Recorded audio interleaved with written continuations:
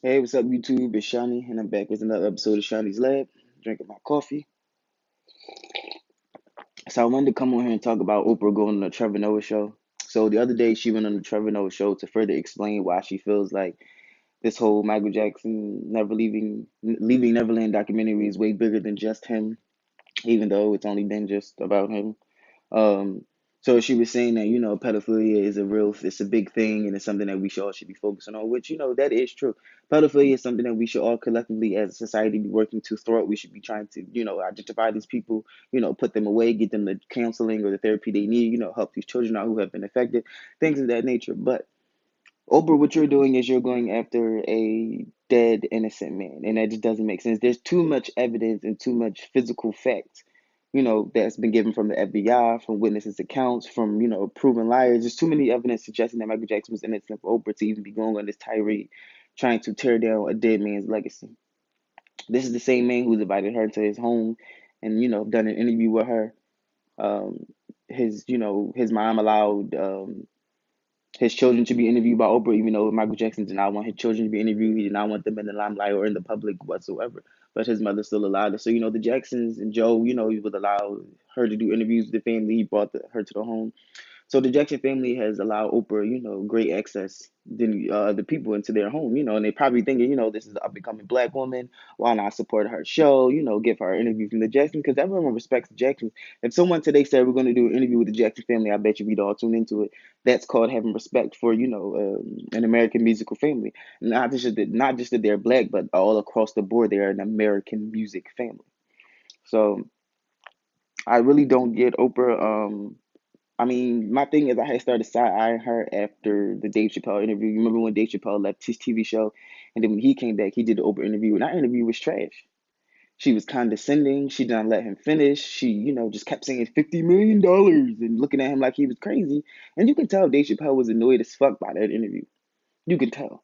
So, from that moment on, I had already started side eyeing over because it's like that interview was really trash. And I think people kind of forgot about that. If you're too young, you might not remember the Dave Chappelle interview, but that was a really trash interview. If you ever get a chance to watch it, that interview is trash. If you go look at the dislikes in the comments, people are like, what kind of interview was this? This wasn't an interview. This is like an interrogation, like an ambush. She wasn't even on his side. And when it comes to sexual abuse and rape and all that stuff, what about the white woman who got caught fucking the little white boy, when he was underage? That case all but totally disappeared. All but disappeared. Allegedly, one of the co-founders of the Sundance Festival who had a nerve to, put the Michael Jackson documentary out there, he was caught having sex with, children, and I believe he got off. They dropped the charges and everything. So it's like when it comes down to sexual abuse and pedophilia and molestation and all of these things, they're not actually doing anything about it. It just seems like, a witch hunt against black men that they don't like. And Oprah is helping participate in it. And the only reason why I say, I was side on Oprah before is, like I said, because of that Dave Chappelle interview. She doesn't give black people, like, look at the interview she gave Tony Braxton. Look at the interview she gave Whitney Houston. Look at the interview she gave Michael Jackson. Look at the interview she gave look at the interview she gives any black people and then watch how she interviewed those white people.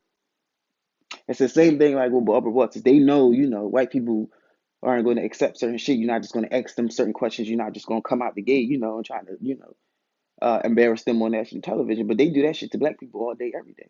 And that's what I feel like with this Leaving Neverland documentary is I feel like, Oprah is salty as shit because she didn't expect the backlash. Like she really thought we was all gonna be rocking and riding with her. Like you don't have a big fan base like Michael Jackson. You aren't Michael Jackson. Michael Jackson has a huge worldwide fan base. You don't have that. We know that he's innocent. There's too much tangible evidence to prove that he's innocent. If you tell me otherwise, then I'm gonna need you to pull out the facts.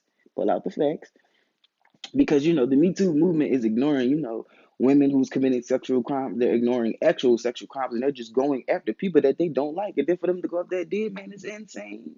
That's insane. So here's what we're gonna do. I got Apple products, right?